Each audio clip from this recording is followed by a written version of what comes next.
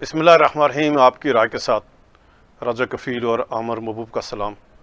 नाज़रीन, आज़ाद कश्मीर में शदीद बारिशों ने तबाही मचाई है। आज़ाद कश्मीर, गिलगित बल्तिस्तान और मकबूजा कश्मीर KPK ये 4 इलाकों में तूफ़ानी बारिशें हुई हैं और क्लाउड बरस से बड़ी तादाद में हलाकतें हुई हैं। हम इस पर तफसील से बात करेंगे कि इतलात हैं कि अब तक 300 के करीब अफराद जाँ बाग हो चुके हैं, बड़ी तादाद में लोग लापता हैं। और दूसरा जो सबसे अहम ख़बर है कि वज़ीर-ए-आज़म आज़ाद कश्मीर चौधरी अनवर के इलेक्शन के ख़िलाफ़ जो मोहतरम राजा फ़ारूक अदर साहब की जो अपील सुप्रीम कोर्ट में ज़ेर कार थी, अब उसकी समाअत 18 अगस्त पीर के रोज़ होगी। इसके ऊपर हम जो तफसील से बात करेंगे। फिर chief election commissioner Azad Kashmir की तैनाती का मामला ताहाल हल नहीं हो सका है और इतलात ये हैं कि वज़ीर-ए-आज़म आज़ाद कश्मीर ने भी कोई अपना 3 रुकनी पैनल भेजा है। इसके ऊपर ही हम बात करेंगे। ये जो कौन सा वज़ीर-ए-आज़म ने क्यों अपना अलग से पैनल भेजा बगैर किसी मशवरे। फिर जो मकबूजा कश्मीर और में आज जो मतलब जब भारत का यूम आज़ादी यूम स्याह के तौर पर बनाया गया आज़ाद कश्मीर मकबूजा कश्मीर, फिर कल जो 14 अगस्त को जश्न पाकिस्तान यूम पाकिस्तान की जो तकारीब आज़ाद कश्मीर समेत जो मुल्क भर में, हम इसके ऊपर भी तफसील से बात करेंगे। लेकिन आगाज़ करते हैं जो तूफ़ानी बारिशें हुई हैं, क्लाउड बरस्ट हुए हैं आज़ाद कश्मीर, गिलगित बल्तिस्तान, मकबूजा कश्मीर और KPK में बड़ी तादाद में जो हलाकतें हुई हैं, नुकसान हुए। अमर साहब, एक तो नाज़रीन को अपडेट करेंगे ये जो तूफ़ानी बारिशें हुई हैं इससे अब तक कितना नुकसान हुआ है और बिलखुसूस जो आज़ाद कश्मीर ज़ारा वहाँ शदीद तरीन जो बारिश हुई थी, क्या सूरत हाल है? जी, ऐसा अफसोसनाक सूरत हाल है। ये जो स्टार्ट हुआ था ये मकबूजा कश्मीर कश्तवाड़ से ये हुआ था, क्लाउड ब्रेस्ट हुआ वहाँ पे, और वहाँ पे 2-3 गांव जो है वो सफ़ा हस्ती से मिट गए। 50 से ज़्यादा अफराद जो है वो जहाँ बाग हो गए और बाकी लोग बहुत सारे लापता हो गए। तो उसके बाद कल जो है ये क्लाउड ब्रेस्ट जो है वो गंगा चोटी की तरफ और उधर हुआ, क्या कहते हैं, वादी नीलम के इर्द गिर्द जो है वो कुठन वगैरह में हुआ। तो उससे भी खासी जो है वो तबाही आई है। अभी तक जो अफसोसनाक ज़्यादा जो नुकसान हुआ है वो डिस्ट्रिक्ट बनेर में हुआ है, KPK में। वहाँ पे ना सिर्फ जो है वो एक जगह पे जो क्लाउड ब्रस्ट हुआ है उसमें 157 कैजुअल्टीज़ की इतला है, और उसके बाद वहाँ पे इमदादी सामान ले जाने वाला जो हेलीकॉप्टर था KPK गवर्नमेंट का, उसमें भी 2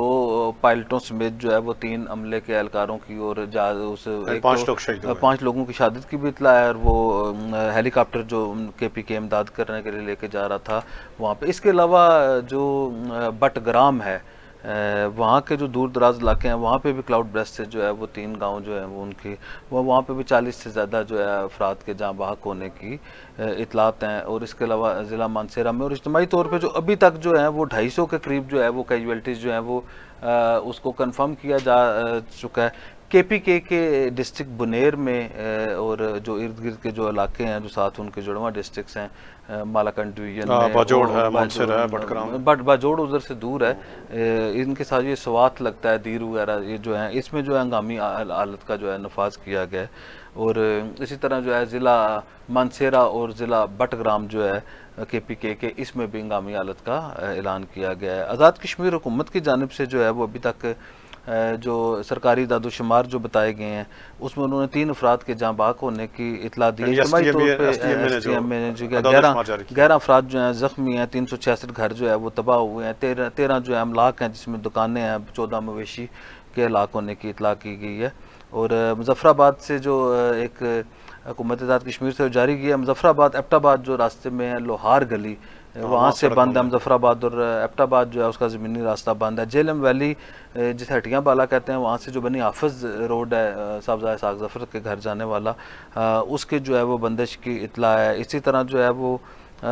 मुजफ्फराबाद 8 मुकाम जो वादी नीलम है उसका ज़मीनी रास्ता भी बंद है। हजीरा और अब्बासपुर रोड भी बंद किया गया है। राय साहब, एक तो ये बात है कि ये जो जांबाग अफराद हैं उनकी तादाद में बड़ा ही गैर मामूली नौयत का इजाफा देखा जा रहा है, और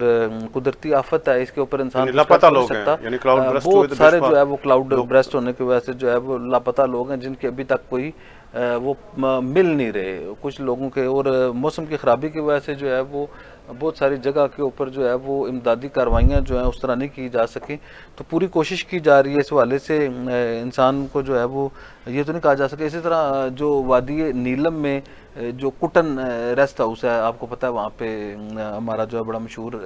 एक रेस्ट हाउस है, इसका क्या कहते हैं, पावर PDO का, पावर डेवलपमेंट ऑर्गेनाइजेशन हाइड्रल का जो गेस्ट हाउस था, उसके पास वो जो पुल था वो भी जो है वो गिर गया। उसके पास एक जो था क्या कहते हैं रेस्ट हाउस था वो भी गिर गया, और काफ़ी सारे जो है वो इसी तरह, और बाग में भी जो है वो काफ़ी सारे हैं, सैकड़ों की तादाद में लोग फंसे हुए हैं, और जो है हज़ारों लोग नहीं सर है सब, ये नहीं है, कागान, नारान डिस्ट्रिक्ट मानसेरा में, बटग्राम में और स्वाट डिवीजन में जो हमारे पास 1300-1400 तो सिर्फ मानसेरा डिवीजन में कह रहे हैं फंसे हुए हैं। इसी तरह 900 के करीब जो है वो टूरिस्ट जो है वो वादी नीलम में फंसे होने की उनकी इतला है, लेकिन उनकी खुराक और खाने का जो इंतज़ाम है वो हुकूमत आज़ाद कश्मीर ने, लोकल लोगों ने जो है उन्हें संभाल लिया, और उनका किराया भी जो है वो फ्री कर दिया गया। वो मरी वाले हालात नहीं है कि जैसे मरी में जो टूरिस्ट आए तो फंस गए। तो KPK की गवर्नमेंट भी और आज़ाद कश्मीर के लोग भी जो हैं वो पूरी तरह जो है वो अपने टूरिस्टों के जो है वो जानो माल की हिफाजत के लिए कोशिश कर रहे हैं, और उन्हें जो है वो फूड और बेवरेजेस वगैरह का किसी किस्म का इंतजाम नहीं है, उनका प्रॉब्लम नहीं है, रहाइश का कोई इशू नहीं है, किसी तरह टूरिस्टों को आज़ाद कश्मीर में और KPK में ब्लैकमेल नहीं किया जा रहा होता ना कि उनके बहुत ज़्यादा रेट्स हैं, इस तरह की शिकायत जो है वो बिल्कुल नहीं है। लेकिन कुदरती आफत है, इसलिए जो है वो सफ़र करने से पहले जो है हमारी भी इल्तमास है, हुकूमत की भी इल्तमास है कि सफ़र करने से पहले आप जो है सबसे पहले जो है वो वेदर फोरकास्ट देखें और उसके मुताबिक जो है वो इंतजाम करके जाना चाहिए। गैर ज़रूरी जो है वो सफ़र से टूरिस्टों को जो है वो मना किया जा रहा है कि इस वक्त गैर ज़रूरी सफ़र से इज्तनाब करें। तो बाकी जो है पूरी कोशिश के साथ हुकूमत पाकिस्तान, इसमें वज़ीर-ए-आज़म पाकिस्तान मियाँ शहबाज शरीफ साहब और जो हमारी पाक फ़ौज है वो भी पूरी तरह जो है वो कोशिश कर रही है कि किसी किस्म के मुश्किल हालात से निपटने के लिए पूरी की तरह के इंतजाम की जाए। हुकूमत आज़ाद कश्मीर, वज़ीर-ए-आज़म आज़ाद कश्मीर ने भी जो है डिज़ास्टर मैनेजमेंट का जो उन्होंने बनाया हुआ है ऑफिस जो है उसका जो सेंटर है उसका दौरा किया। इसके अलावा हुकूमत आज़ाद कश्मीर और उसके वज़रा भी अपनी जो कैपेसिटी है हुकूमत आज़ाद कश्मीर की उससे जो है वो बढ़ के जो है वो मुतासरीन को और जो लोग हैं उन्हें कोशिश की जा रही है, क्योंकि ये हमारे यहाँ जो है तसव्वुर है कि हर काम जो है वो फ़ौज ने करना है, तो इस हवाले से अगर ज़रूरत पड़ी तो फ़ौज को भी जो है रेड अलर्ट जारी किया गया। अच्छा अमर साहब, अभी बात है कि कल आज़ाद कश्मीर गिलगित बल्तिस्तान समेत यानी पूरे जो मुल्क में मतलब जश्न आज़ादी बनाया गया, मतलब जो यूम पाकिस्तान बनाया गया, और इस हवाले से नाज़रीन को बताएं जो इस्लामाबाद खुसूसी तकरीब हुई, लोगों को अवार्ड भी दिए गए, आज़ाद कश्मीर में भी हुआ, तो आप ज़रा इस पे, क्योंकि हमारा कल प्रोग्राम ही था, तो क्या एक तो ये बात है राय साहब, कल मैं गया हुआ था इत्तेफाक से, जश्न आज़ादी का दिन था, लेकिन हमारे बड़े भाई अजीज़ दोस्त महफूज चेची साहब जो दुबई में थे, पाकिस्तान पीपल्स पार्टी के रहनुमा थे, उनकी जनाजा था कल, तो मैं उधर गया हुआ था। तो मैंने रावलपिंडी में क्योंकि 2-3 डिस्ट्रिक्ट में गुजर के गया, मीरपुर से भी गुजर के गया और इधर से जो है वो कोटली में और लाइन ऑफ कंट्रोल तक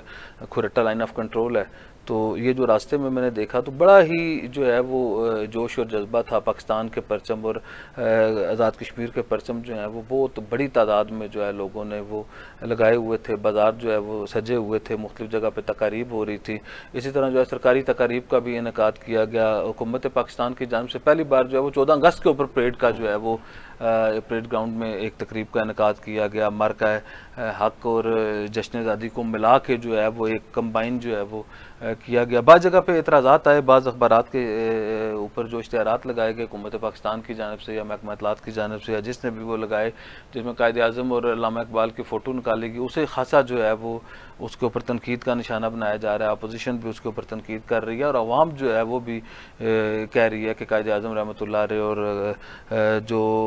क्या कहते हैं अल्लामा इकबाल के जो है तस्वीर जो हैं इस तरह नहीं निकालनी चाहिए थी। तो एक तो उसके ऊपर हुआ। आज़ाद कश्मीर हुकूमत ने इस मौके के ऊपर जो है सब 5 अफसरान जिन्होंने आला तरीन कारकर्दगी का मुजाहरा किया, उनकी नज़र में उसमें मसूद रहमान साहब commissioner, deputy commissioner Nadeem Janjua साहब, ये मुश्ताक जंजुआ चेयरमैन साहब ब्यूरो के भाई हैं, उनको दिया गया। मोहतरमा जबीर कोसर साहबा डिप्टी सुपरिटेंडेंट पुलिस हैं,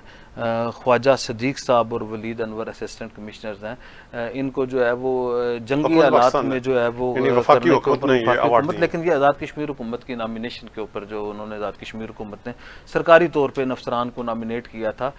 इनको जो है अवार्ड से भी कल नवाजा गया है। और एक राय साहब जो बहुत ही अहम बात है वो ये है कि रावला कोर्ट में एक बैड टेस्ट क्रिएट हुआ और वहाँ पे अफसोसनाक वाक़या पेश आया। वो जश्न आज़ादी वाले दिन नहीं, 14 अगस्त के बजाय 13 अगस्त की रात को जो है उन्होंने एक टूर्नामेंट रखा हुआ था रावलाकोट में एक सियासी जमात ने, तो वहाँ पे जो है वो मुतनाज़ा नाराबाजी शुरू कर दी गई। मुतनाज़ा तो नहीं कहा जा सकता कि वो जो है वो बेसिकली इलाके पाकिस्तान से मुतल्लिका और 14 अगस्त की तकरीबात में थी, तो उधर उन्होंने जब कश्मीर बनेगा पाकिस्तान का नारा लगाया तो इलाके पाकिस्तान की मुखालफत में और ख़ुद मुख्तार कश्मीर के हमायतियों ने जो है वो नारा लगाया, तो जिसके ऊपर जो है बाद में वो इस कदर बैड टेस्ट क्रिएट हुआ कि वहाँ पे पुलिस को इंटरवीन करके लाठीचार्ज करना पड़ा। और बाद में लाठीचार्ज के बाद जो वहाँ पे ये जो पाकिस्तान इलाक मुखालफ जो नारे लगाने वाले लोग थे उनके ऊपर 200 से ज़्यादा लोगों के ऊपर जो है संगीन मुकदमात का दर्ज किया गया। और उसमें मैं वो देख रहा था वो जो दफात हैं 123 से 123 भी 124 से 124 से के साथ जो है वो 680A भी लगाया गया, दो दफा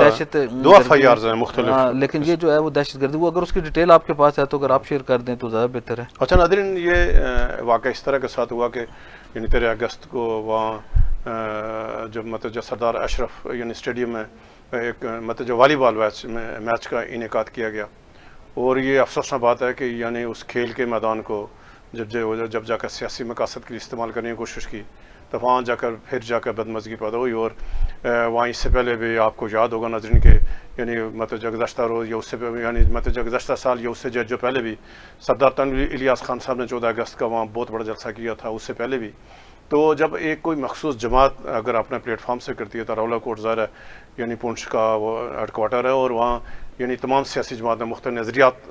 से की जो सियासी जमातें हैं तो वहाँ कभी किसी ने जो है मुदाखलत नहीं की। लेकिन यानी कल यानी जो यानी अफसोसनाक वाक़ा पेश आया कि वहाँ मतलब जो वॉलीबॉल मैच में लोग आए हुए थे, तमाम मकातब फ़िक्र के लोग थे, सिविल सोसाइटी थी, वहाँ किसी यानी मखसूस सियासी जमात के यानी तल्लुक़ रखने लोग जो वो नहीं थे। लेकिन जब इस यानी जो मैच के दौरान इसको मतलब जो डिले करने की कोशिश की ताकि रात के 12 बजे, और या अगर इसको एक यानी जमात उसको सियासी मकासद के लिए इस्तेमाल करना चाहती थी, इसके ऊपर वहाँ जो बदमज़गी पैदा हुई और जाकर वजह बनी यही, और जाकर वहाँ लड़ाई हुई और जब मुख्तलिफ जो नारे लगाए गए उस यानी नारों की बुनियाद पर। लेकिन अफसोसनाक यानी इसके ऊपर यह हुआ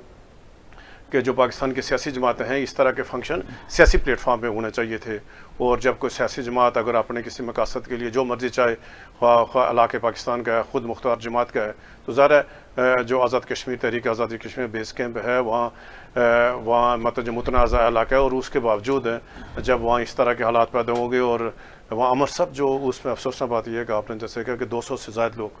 यानी उसमें से तकरीबन कोई यानी 13-14 लोगों को गिरफ़्तार किया गया, उसमें से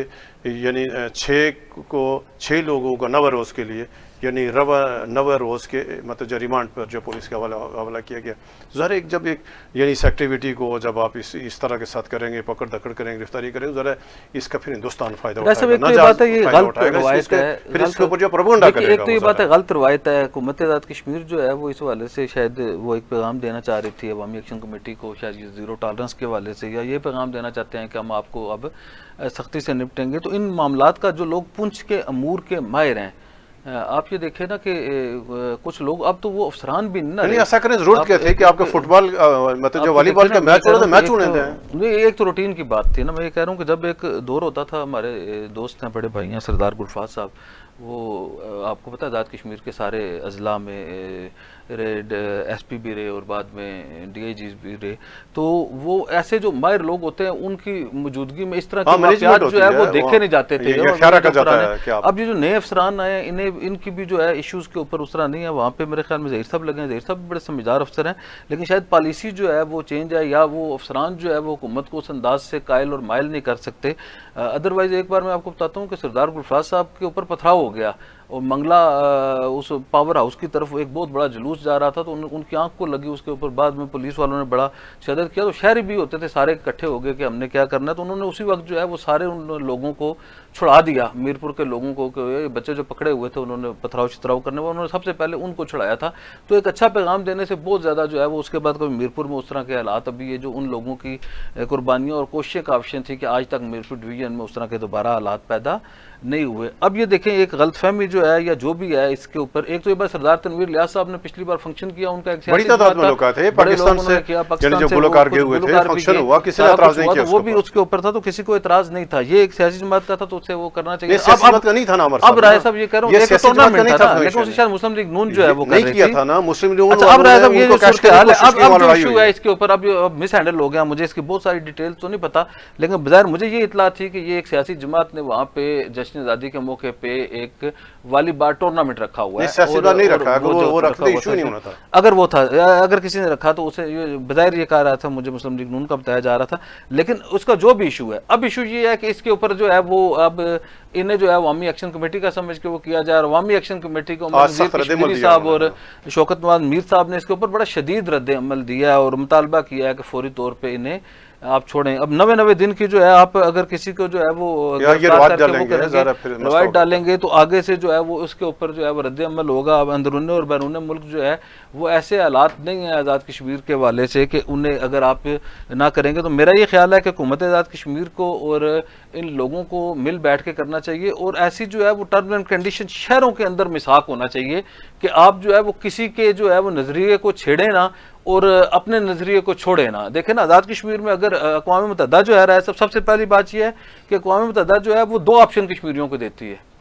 एक ऑप्शन जो है वो इंडिया के साथ मिलने का भी है। अगर कोई ये कहे कि जी मैं इंडिया के साथ मिलना चाहता हूं, तो तभी जो उसी बुनियाद के ऊपर जो है वो सैयद अली गिलानी और इंडिया में मकबूजा कश्मीर में इंडिया के ज़ेर इंतजाम जो कश्मीरी हैं वहाँ पे वो पाकिस्तानी परचमों में दफन होते हैं। वो कश्मीर बनेगा पाकिस्तान का नारा लगाते हैं, हम पाकिस्तानी हैं, पाकिस्तान हमारे का नारा लगाते हैं। आज़ाद कश्मीर में ऐसी कोई मिसाल मौजूद नहीं है। ज़्यादा अगर हिंदुस्तान के अंदर देखिए, पूरे आज़ाद कश्मीर के अंदर, पूरे गिलगित बल्तिस्तान के अंदर हिंदुस्तान का एक भी हामी मौजूद नहीं है। और अगर उनमें से कुछ लोग जो है वो ये कहते हैं कि हम खुद मुख्तार कश्मीर के हामी हैं, जो कौम मुत्तहिदा के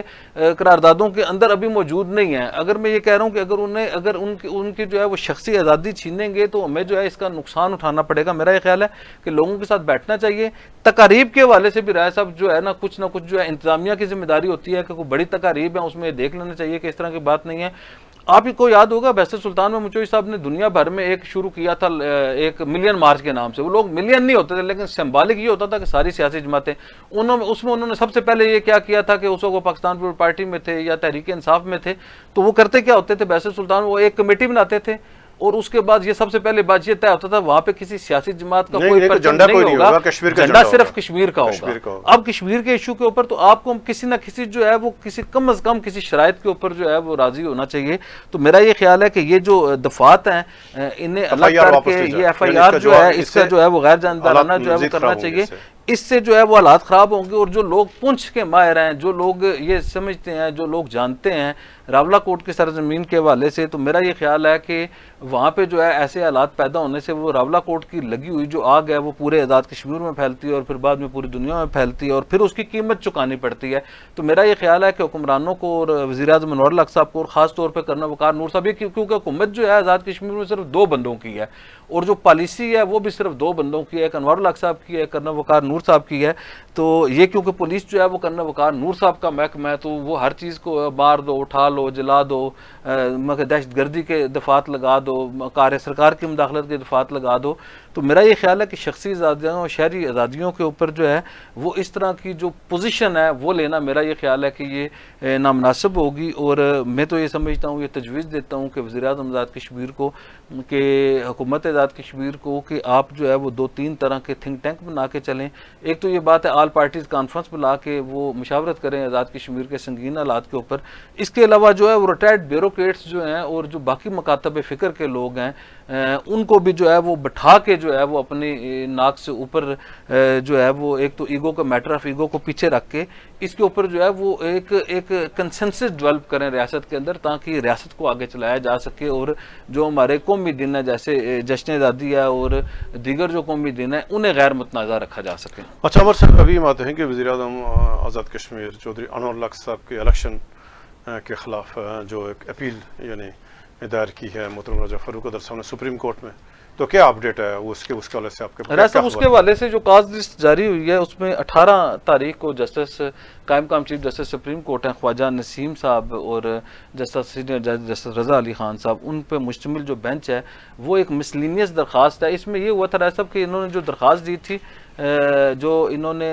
अपील की या सुप्रीम कोर्ट में अनवारुल हक साहब की नैली की, जिसमें वो बतौर इलेक्शन कमीशन वो क्या कहते हैं उन्होंने बतौर स्पीकर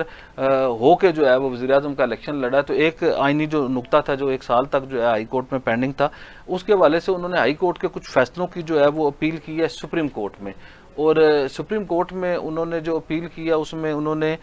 2 बातों को बुनियाद बनाया था कि एक तो उन्होंने ये कहा था कि शायद वो मेरे ख्याल आपकी राय याद साहब से बात हुई, अगर आप वो हाँ ना जी, इसमें यह था कि जब ये यानी हाई कोर्ट में तखीरी हरबी इस्तेमाल हो रहे थे और उसके जवाब में जो मोहतरम रजा फारूक अदर साहब ये सुप्रीम कोर्ट चले गए। तो सुप्रीम कोर्ट ने 21 अगस्त को इसकी तारीख मुकर्रर की समात की, यानी ये दरख्वास्त काबिल समात है या नहीं है। और उसके ऊपर फिर जब यानी मोहतरम राजा फारूक अदर साहब के जो वकील हैं उन्होंने अर्ली समात का एप्लीकेशन दायर की, तो उन्होंने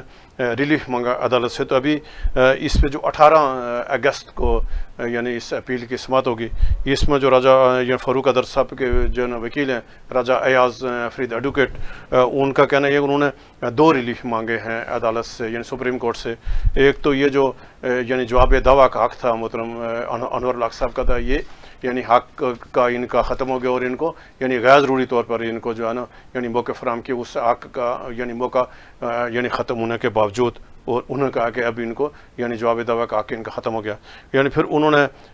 यानी सुप्रीम कोर्ट से ये मतलब जो हक मांगा है इसको, यानी कि जो हाई कोर्ट को हुक्म जारी किया, हदायत जारी किया जाए कि हाई कोर्ट इस केस जो 1 साल से ज़ायद हो गया है इसकी जल्द अज जल्द जो समात है इसको जो यकीन बनाए। तो 2 यानी जो मामलात पर यानी इसकी समात अब 18 अगस्त यानी पीर को होगी। अमर साहब, इसके अलावा राय साहब इस केस में जो अभी तक 20 तारीख को 1 माह की डेट दी थी हाई कोर्ट ने पिछली बार, जो सरदार अपना क्या कहते हैं आरिफ बहार साहब, जस्टिस आरिफ बहार साहब और शायद जस्टिस सरदार एजाज साहब सुन रहे हैं, उसकी 20 तारीख को अलग समात है। 21 तारीख को सुप्रीम कोर्ट ने इसकी डेट डाली थी, उससे शायद ये मुख्तर करने के लिए और वो करने के लिए पहले इसकी डेट 6-8 से सुनी थी, उसके बाद ये नहीं आई है। तो इस ये जो सूरत हाल है इसमें उन्होंने ये किया है। तो अब ये जो केस है इसमें अगर कोई ऑर्डर पास हो जाता है या कोई हुकूमत जो है वो किसी सुप्रीम कोर्ट जो है अगर वो कोई बाइंडिंग कर देती है कि महीने में, 2 महीने में, 3 महीने में या 15 दिन में, और बाज केसेस में सुप्रीम कोर्ट ने जिसमें ये जो फैसले जो है मौजूद है, नहीं वो तो हर 30 दिन में उसकी था ना, लेकिन अभी ये जो सुप्रीम कोर्ट ने वो किया ना जो क्या कहते हैं जिसमें ये स्टे हुए हैं सरकारी मुलाजमीन की जो रिक्रूटमेंट कर रहे थे, तो उन्होंने एक तारीख का भी कहा है कि अगली तारीख के ऊपर इसके ऊपर फैसला करें। तो अगर ये 48 लोगों का हक दफा जो है वो सुप्रीम कोर्ट वो कर देती है कि जी वो टाइम खत्म हो गया है और उन्हें बार बार जो है वो हक दफा दिया जा रहा है, तो अब सुप्रीम कोर्ट असल में ये इशू जो है राय साहब, ये जो केस है क्योंकि ये अपनी नोयत का अहम नोयत का केस है, आईनी सवाल है, 1 लाइनर सवाल है, और इसमें जो है साबिक 2 बार साबिक वज़ीर-ए-आज़म रहने वाले और 11 साल तक मुस्लिम लीग नून के सदर रहने वाले आज़ाद कश्मीर के सबसे मौसर तरीन जो सियासतदान है उनमें राजा फारूक अदर साहब, तो वो 1 साल से जो है वो हाई कोर्ट के अंदर जो है वो बड़े खजल ख़राब हुए इस केस के हवाले से। तो इस वजह से इस केस की ये अहमियत है कि साबिक वज़ीर-ए-आज़म जो है वो उसमें मदई हैं और मौजूदा वज़ीर-ए-आज़म जो है उसमें उनके ख़िलाफ़ केस दायर किया गया और एक आइनी पिटीशन है, इसके ऊपर सुप्रीम कोर्ट को और हाई कोर्ट को और आला अदलिया को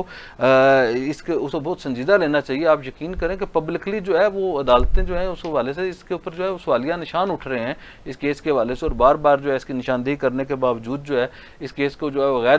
किया जा रहा है और इसकी समाअत करेगा सुप्रीम कोर्ट। तो ये अब 2 रुकनी बेंच सुप्रीम कोर्ट में भी कर रहा है और 2 रुकनी बेंच जो है हाई कोर्ट में कर रहा है। मेरा ख्याल है कि इसमें जो गैर मामूली ताखीर हो रही है वो शायद छुट्टियों की वजह से, अब ये छुट्टियों का आखिरी 2-3 हफ्ते रह गए हैं, तो इसके बाद शायद देखा जाएगा कि सितंबर के पहले हफ्ते में जब सुप्रीम कोर्ट और हाई कोर्ट जो है फुली फंक्शन होंगी तो फिर मेरा ख्याल है कि शायद ये बेहतर पोजीशन में होगा। अच्छा, अभी आते हैं कि जो एक और जो बड़ा मसला है आज़ाद कश्मीर में चीफ इलेक्शन कमिश्नर इसकी तैनाती नहीं हो रही है और ये केस भी ज़रा हाई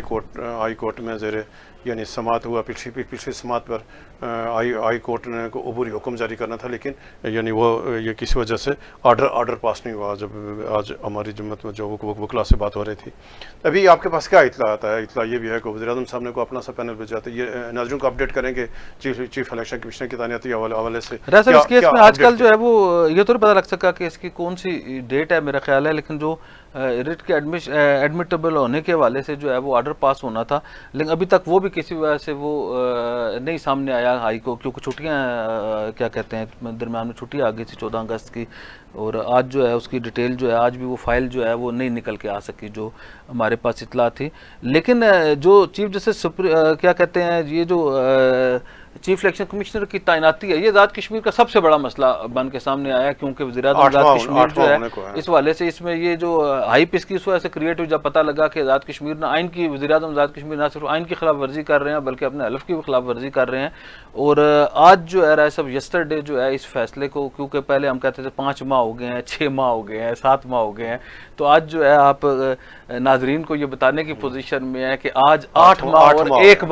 दिन जो है वो हो गया है कि आज़ाद कश्मीर जो है वो सरजमीन बेआइन बना हुआ है, और उसमें वज़ीर-ए-आज़म आज़ाद कश्मीर जो है वो किसी सूरत जो है वो चीफ एक आइनी ओहदेदार का जो है वो तकर्रर करने के लिए तैयार नहीं है। तो इसमें अभी तक जो सूरत हाल है राय साहब, एक तो ये बात है कि इसमें कंसल्टेशन ज़रूरी होती है कि chief justice chief election commissioner की तैनाती के लिए 13वीं तरमीम के बाद जो है वो अपोजिशन लीडर और कायदे अवान जो है वज़ीर-ए-आज़म और अपोजिशन लीडर मिल के जो है वो कंसल्टेशन करेंगे। तो 8 माह 1 दिन गुजरने के बावजूद जो है वो अभी तक इसके ऊपर जो है वो कोई मशावरत नहीं हो सकी, कंसल्टेशन नहीं हो सकी। एक तो ये बड़ी अफसोसनाक सूरत हाल है। कायदे हिज़्ब इख्तिलाफ जो हैं ख्वाजा फारूक साहब, उन्होंने वज़ीर-ए-आज़म आज़ाद कश्मीर के नारवा रवैये और अदम तावन की वजह से 4 नामों पर मुश्तमिल एक पैनल जो है बजरिया खत चेयरमैन कश्मीर को खत लिखा है। अब उसकी आईनी हैसियत क्या है या नहीं है ये खुद एक सवालिया निशान है, लेकिन उसमें साबिक चीफ जस्टिस हाई कोर्ट और सुप्रीम कोर्ट के जज जनाब जस्टिस मुस्तफ़ा मुगल साहब का नाम है। इसी तरह अजहर सलीम बाबर साहब साबिक कायम मकाम चीफ जस्टिस हाई कोर्ट रहे हैं, उनका नाम है। जस्टिस राय सदाकत साहब हाल ही में हाई कोर्ट से रिटायर्ड होने वाले जो चीफ जस्टिस हैं उनका नाम है। और आज़ाद कश्मीर के मारूफ ब्यूरोक्रेट और 13वीं आइनी तरमीम के जो बानी हैं और ये मेंबर भी रह चुके हैं आज़ाद जम्मू कश्मीर इलेक्शन कमीशन के फ़रत अली मीर साहब, ये भी ग्रेड 22 के रिटायर्ड ऑफिसर हैं, बड़े प्रोफाइल ऑफिसर हैं, लायक आदमी हैं। इनके जो नामों को मुश्तमिल जो है वो ख्वाजा फारूक साहब ने नाम भेजा है। अब जो है वो जिस दिन से ख्वाजा फारूक साहब के नाम के बाद अभी तक ऑफिशियली जो है वो ना वजारत अमूर कश्मीर के ज़रिए, ना कश्मीर कौंसल के ज़रिए, ना सदर आज़ाद कश्मीर के ज़रिए और ना ही अभी तक वज़ीर-ए-आज़म पाकिस्तान ने को ये नाम मौसूल हुए हैं। लेकिन वज़ीर-ए-आज़म आज़ाद कश्मीर ने वज़ीर-ए-आज़म आज़ाद कश्मीर की तरफ से कोई नाम, जो 3 नाम जो है वो डिस्कस किए जा रहे हैं, जो नाम जो है वो आला अस्करी क़यादत को अरसाल किए गए हैं किसी जगह के ऊपर, उसके ऊपर क्या कहते हैं कौमी सलामती से मुतल्लिक़ा अदारों के ऊपर, जिसमें इस ख्वाहिश का इज़हार किया गया कि जी जस्टिस मुनीर चौधरी साहब का नाम उसमें वज़ीर-ए-आज़म के ने जो नाम भेजे हैं किसी को ऑफ द रिकॉर्ड पैनल जो भेजा, ऑफ द रिकॉर्ड ये पैनल भेजा हुआ है। जस्टिस मुनीर चौधरी साहब साबिक चीफ इलेक्शन कमिश्नर हैं और जस्टिस सदाकत हुसैन राय साहब का नाम है। और तीसरा नाम जो है वो सैयद आसिफ शाह साहब, ये भी ग्रेड 22 के रिटायर्ड ऑफिसर हैं और बड़े मारूफ ब्यूरोक्रेट हैं, पाकिस्तान में भी इलेक्शन कमीशन के सेक्रेटरी भी रहे हैं और एडवाइज़र भी रहे हैं इलेक्शन कमीशन पाकिस्तान में, तो ये भी प्रोफाइल ऑफिसर हैं हमारे। इन दोनों के जो है वो नाम चले गए हैं। वज़ीर-ए-आज़म आज़ाद कश्मीर ने इस ख्वाहिश का इज़हार किया है जहाँ पे इन्होंने नाम भेजा, ये उसी शख्सियत को ये नाम भिजवा रहे हैं जिसका मैंने 1-2 बार इंकशाफ भी किया था कि 2 सितारे उनकी निशान है और उन्हें कहा है कि वो लगा सकते हैं, वज़ीर-ए-आज़म की ख्वाहिश है। तो लॉबिंग की है उन्होंने जस्टिस सदाकत हुसैन राय साहब के लिए और उनकी ये ख्वाहिश है कि बगैर कंसल्टेशन के, अभी तक उन्होंने कंसल्टेशन नहीं की, लेकिन उनका ख्याल है कि जब वज़ीर-ए-आज़म पाकिस्तान को उन्होंने भी नाम भेजे हैं तो मेरे नाम भी अगर ऐसे ही चले जाएँ बगैर कंसल्टेशन के, और जस्टिस सदाकत हुसैन राय साहब जो हैं वो कॉमन नाम है, इसमें किसी तरह जस्टिस सदाकत हुसैन राय साहब पे लगाया जाए। लेकिन यही जो मेरे पास इत्तला है कि जहाँ पे इन्होंने नाम भेजे हैं वहीं पे जो है जब इसे चेक किया गया है तो उसमें उनके राजा जस्टिस सदाकत हुसैन राय साहब के नाम के ऊपर जो है वो एतराज़ आया है कि जी इनकी अभी तक 2 साल की जो है वो मुद्दत रिटायरमेंट के बाद 13वीं